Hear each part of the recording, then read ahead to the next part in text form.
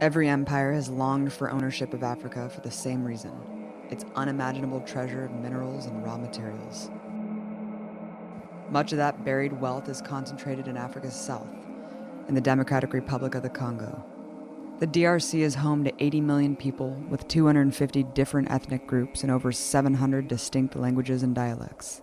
Taking into account its untapped minerals, it's considered the richest country in the world, with reserves worth $24 trillion. The DRC has 10% of the world's copper, 30% of its diamonds, and 70% of the world's coltan, and it produces over 50% of the world's cobalt.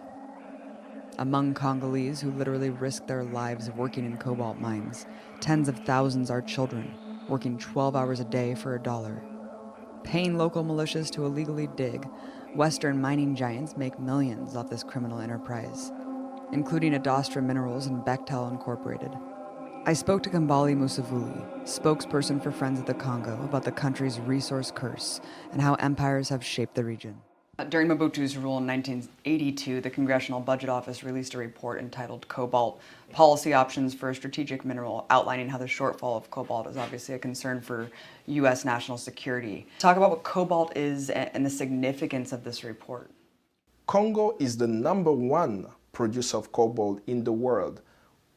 Even when we have peace and no peace, we are still the #1 producer of cobalt in the world. There is a high chance that your batteries of your cars, of the batteries of your phones, your TVs, all those electronics that you use today has cobalt from the Congo, but no one knows that. But the document you point at is very particular.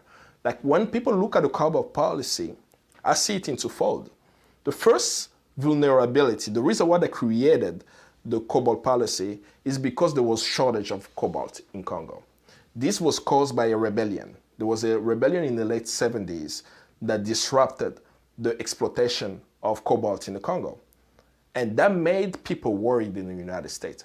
Americans noticed this because in the 1980 and 1981, there was shortage of color TV in the US. Consumers did not know why we had shortage of color TVs, but it was directly connected to the cobalt in Congo. So we had to figure out, okay, we don't produce cobalt in the United States. We don't have a known reserve of cobalt in the United States. The country where we get cobalt, back then it was called Zaire, it's now Congo, has a president that we have installed. What needs to be our policy toward it? So this document was the justification of supporting Mobutu, knowing that he was pilfering Congo's national coffers.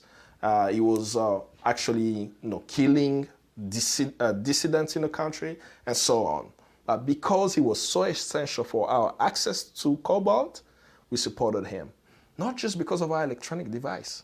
The first vulnerability is not electronics. If there is a shortage of cobalt in the United States, it will impact the US military. And they said it in the document, right up in sight, that without Congo's cobalt, we'll have problems waging war. We'll have problem with that. What does the US military use cobalt for? You cannot have a drone without cobalt. You cannot have your planes without cobalt. You cannot send a space shuttle without cobalt. In your nuclear reactor, you see that also. I mean, it's used virtually in most of the major military and aerospace equipment. If there is a shortage of cobalt, we can't wage a war. That's the first vulnerability of the cobalt policy.